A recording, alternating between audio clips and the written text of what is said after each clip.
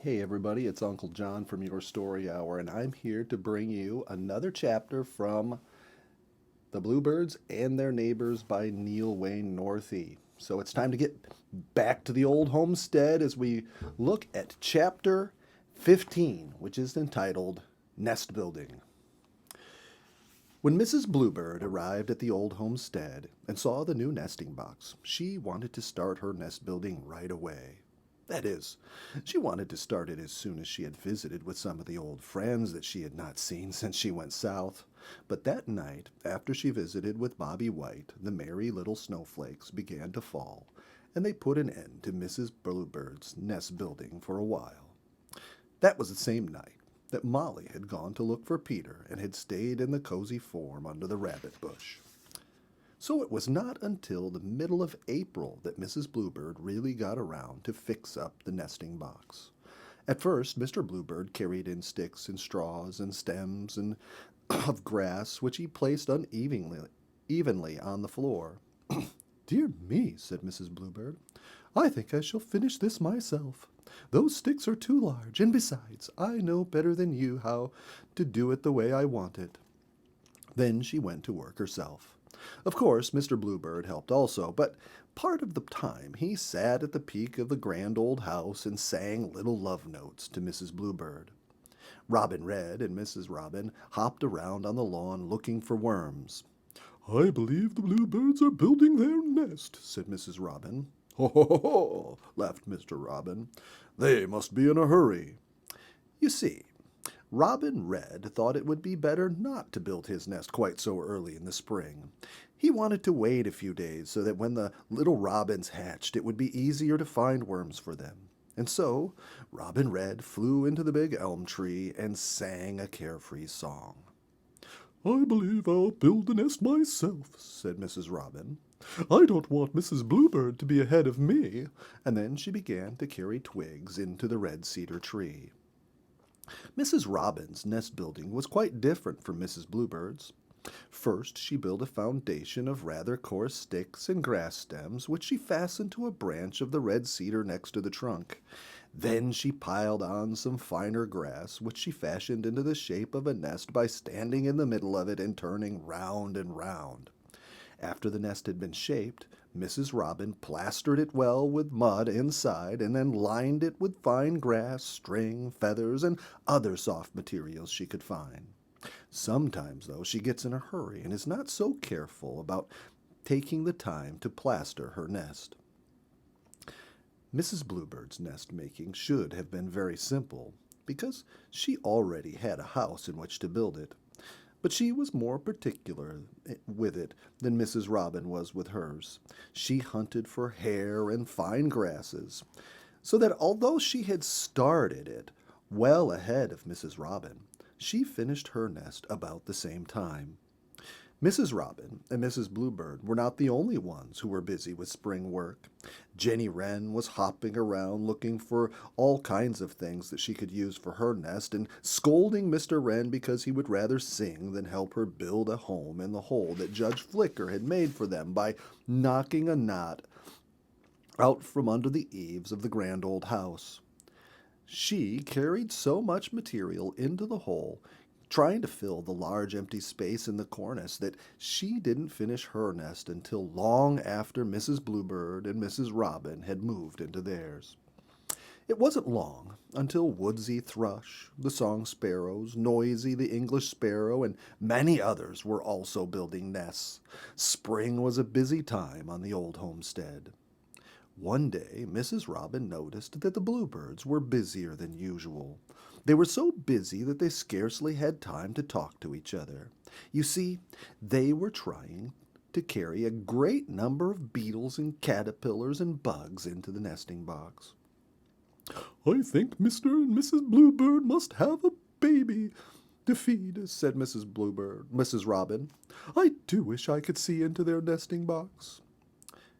Then she felt a tiny form moving under her own breast, and stood up so that she could see into her nest.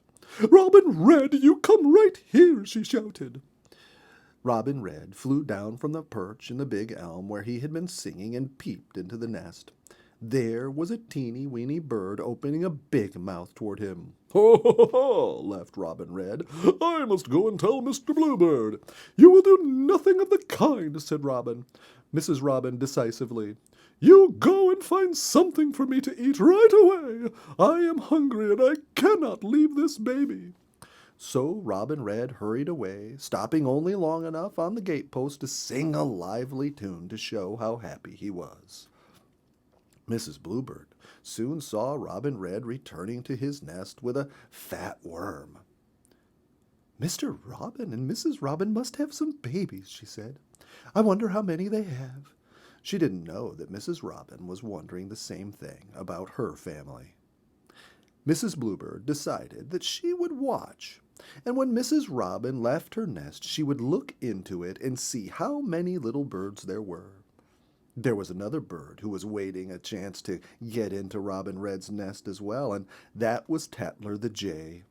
He didn't care how many little robins there were. He wanted to raid the nest. He had seen Robin Red and Mrs. Robin go into the red cedar carrying beetles and worms and come out many times. He knew that they had a nest in it, and he was watching for a time when both of them would be away so that he could kill the baby robins and eat them. Chapter 16. Tattler the Jay Tries a Scheme. Robin Red and Mrs. Robin knew Tattler the Jay well. They knew that he was not to be trusted, and so they were careful not to leave their nest far when they were searching for food for their babies if Tattler was in sight. Always one of them stayed near the nest whenever his coarse voice was heard.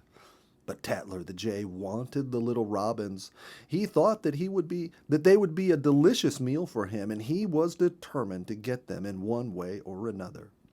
He was shrewd in his way because he was a professional robber. That is, he made it a business of stealing from other wild folks.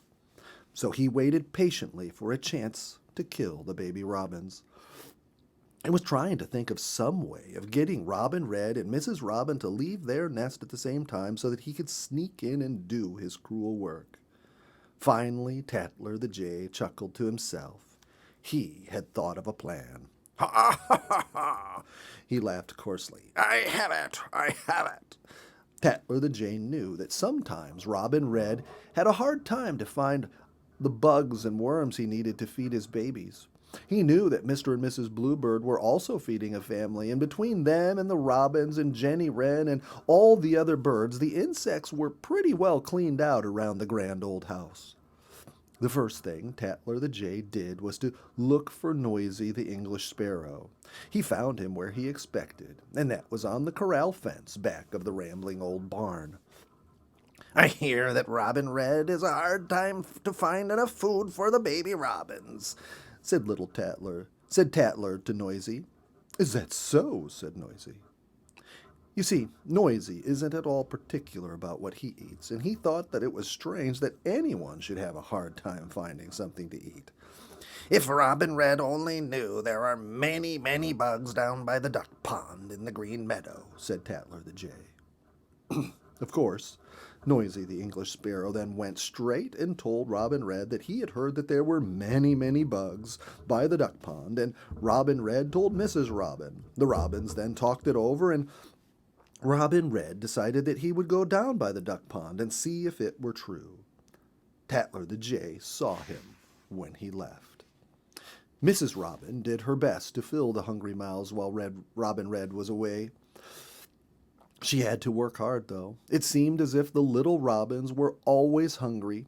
Each time she brought a bug or a worm, she had to fly right back out after another. While she was in the apple orchard looking for a fat beetle, she met Bobby White. "You seem to be busy today," said Bobby. "You would be, too, if you had 4 babies to feed," said Mrs. Robin. "4 babies?" said Bobby White. "Why, last year I had 14. "Quite true," said Mrs. Robin. "But your babies hunt for their own food after they are only a day or 2 old." Tattler the Jay saw Mrs. Robin visiting with Bobby White. He had been sitting in the hedgerow watching for that moment. His plan was working out just as he had expected it would. At last, both Robin Red and Mrs. Robin were away from their nest. So Tattler the Jay hopped through the hedgerow until he could leave unseen. Then he flew swiftly to the red cedar tree where Robin Red had his nest. He perched on a limb near by and looked in. There were 4 hungry little robins with outstretched necks and open mouths, expecting their mother to drop something good into them. Jenny Wren was sitting in the currant bush by the front gate when Tattler the Jay arrived. She knew that he was up to mischief, for he had no business in the red cedar tree. Tattler the Jay had forgotten about Jenny Wren and the bluebirds when he planned to get to the little robins. He forgot about them entirely. "Thief, thief! Robber, robber!" shouted Jenny Wren. Tattler the Jay was surprised, for he thought no one had seen him fly into the red cedar tree, and he was angry because his well-thought-out plan did not seem to be working now. Why didn't Jenny Wren mind her own business? "Thief, thief! Robber, robber!" shouted Jenny Wren again, and Mr. Bluebird dashed to the apple orchard to tell Mrs. Robin. Hurry, hurry, he told her. "Tattler the Jay is after your babies." It didn't take Mrs. Robin long to fly back to her nest, and then how the feathers flew. She dashed right at Tattler the Jay and pulled a mouthful of feathers out of his saucy top knot before he knew that she was near. Jenny Wren hopped around in the red cedar and scolded him and threatened to pick him with her long, sharp bill. Tattler the Jay was having a hard time, but not half so hard as he had after Robin Red returned from the Green Meadow. Robin Red chased him halfway to the Black Forest, and after Tattler the Jay got away, he was glad to hide in the dense trees while he soothed his ruffled feathers. And that's the end of chapters 15 and 16. Come back tomorrow, and Aunt Nikki will bring you chapters 17 and 18. Thank you for joining us. We'll see you later. Bye-bye.